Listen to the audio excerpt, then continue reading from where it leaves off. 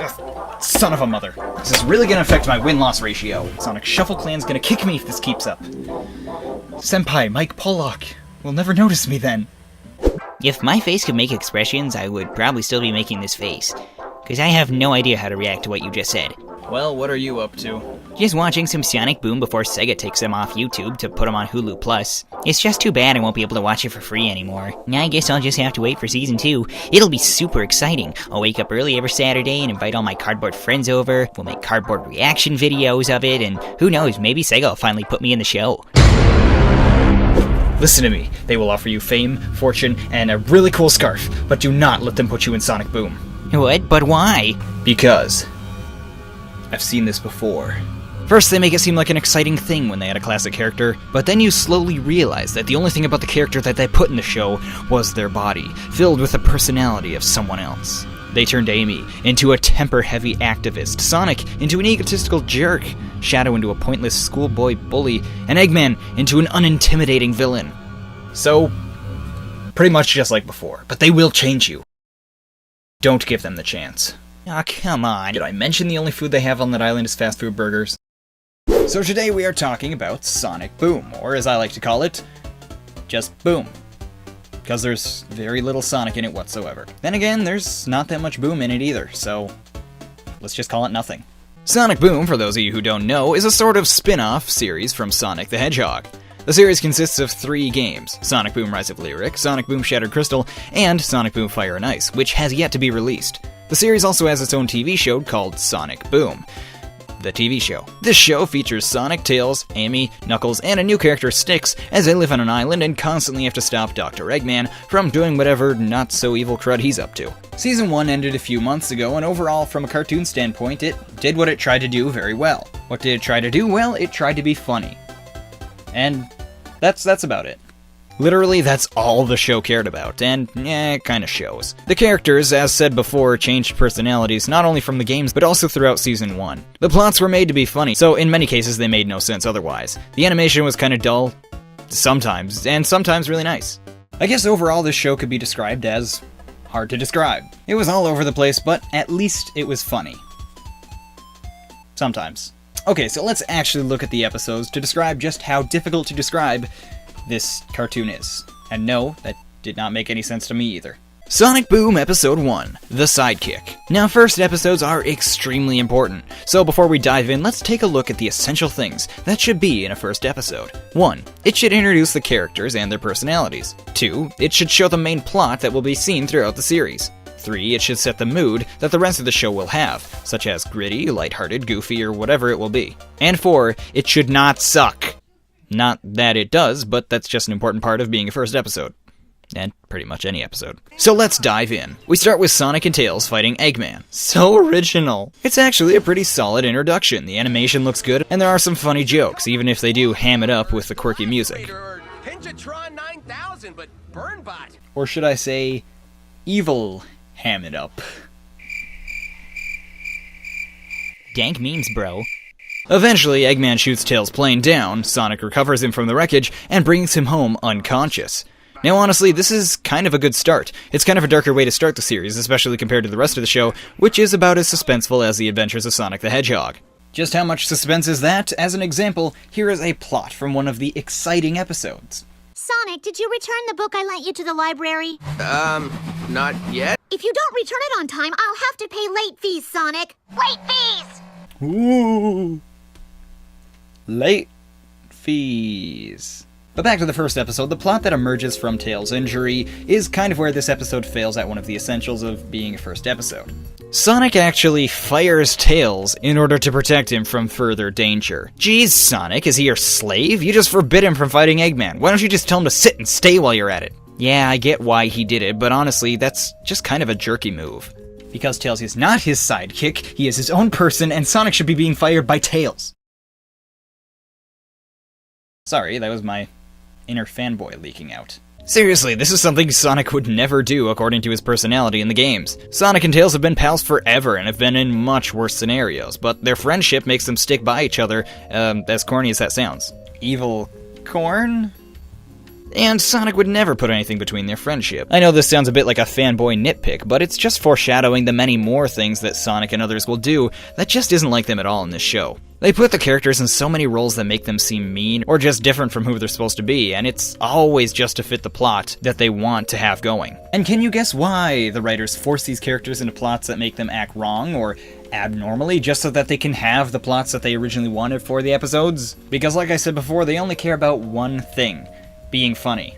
Example time. The character Styx does many things. Some of those things are either shaking cats out of trees or always putting death traps everywhere that Sonic and his pals constantly get hit with. Now, if Sonic and his friends were to get concerned about one of these things, take a guess at which it would be.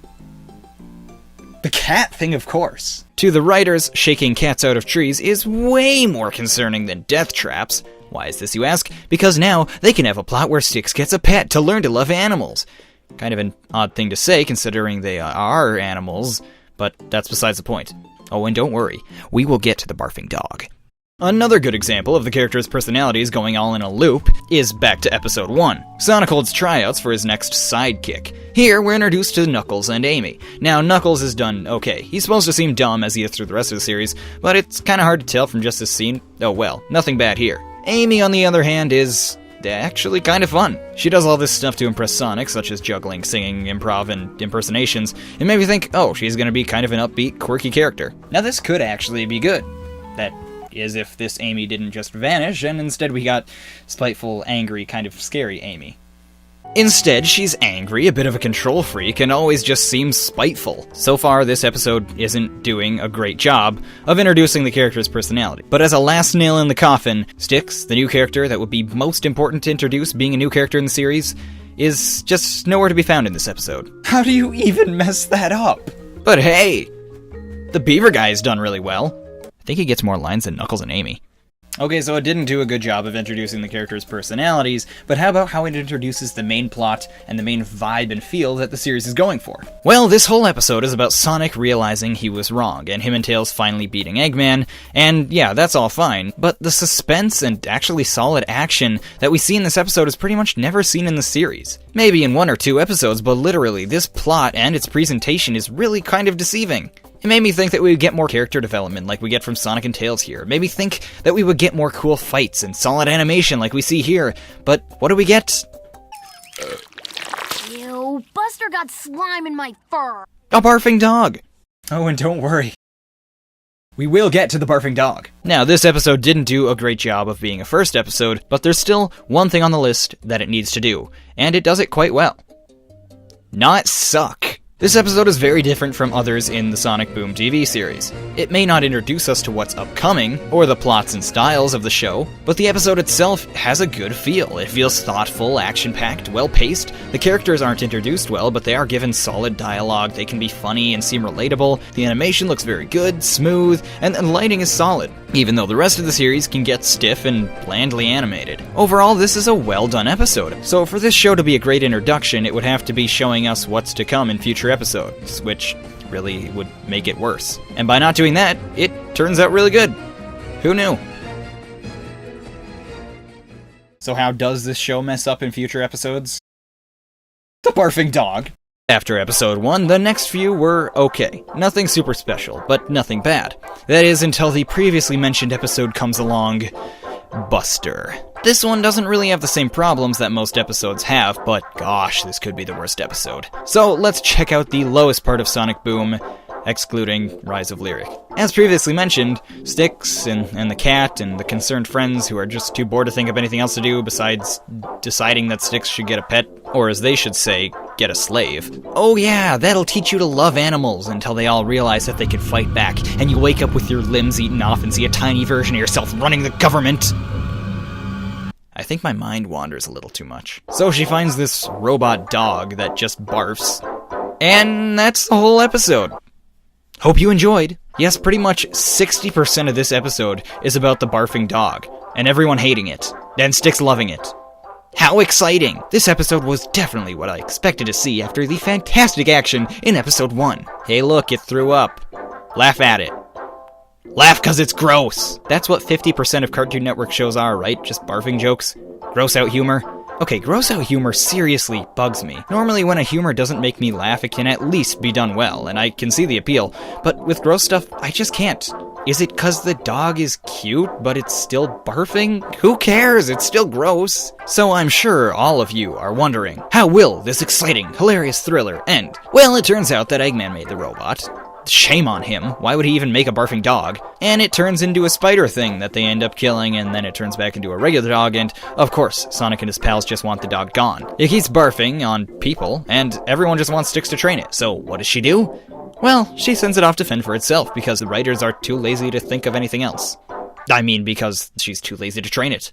Oh, and Tails gets eaten by a squid. Yeah, I don't know either.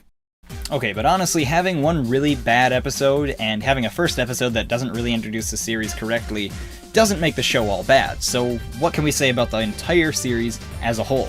Well, like I said, it's hard to describe because sometimes it's good, sometimes it's not. It almost always has the issues with the characters' personalities and plots, but it's also very funny most of the time.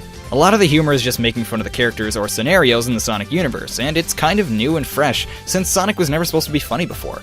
Sonic Colors kind of tried to be funnier, but I really didn't laugh much as I do here. One thing that always confused me was the show had nothing to do with Sonic. Since it was a spin-off and takes place in a new location, it has a new sense of humor, it has lots of new characters, nothing about the show has anything to do with Sonic besides the 4 main characters and Eggman. It almost makes it seem like they just shoved Sonic's name on there for advertising, and yeah, Sega kinda does that often.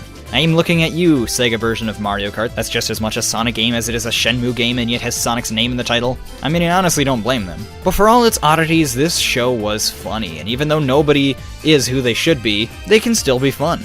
Most of the time, the plots just consist of Sonic and his pals messing around with random stuff in a pretty casual way. They'll build sandcastles, or throw each other at trees, or cook s'mores with Eggman. Yeah. The show messes up all the characters and the plots have pretty much zero suspense, but at least we get a show that's funny and gives us a place where we can just chill out and watch some of our favorite Sonic characters goof around, or, well, they're supposed to be some of our favorite Sonic characters. That's why I like it, and honestly, since that's all the series set out to do, I mean, mission accomplished. Now, if you'll excuse me, I'm going to play some Sonic Shuffle while waiting for Season 2. Well, about me being in Sonic Boom, maybe in Season 2 they'll get the personalities right and I can finally be on TV. Listen, Silver, you're a good kid, alright? You put up with my crud, and I don't have to clean up your crud because you don't take cruds. No offense, Ray.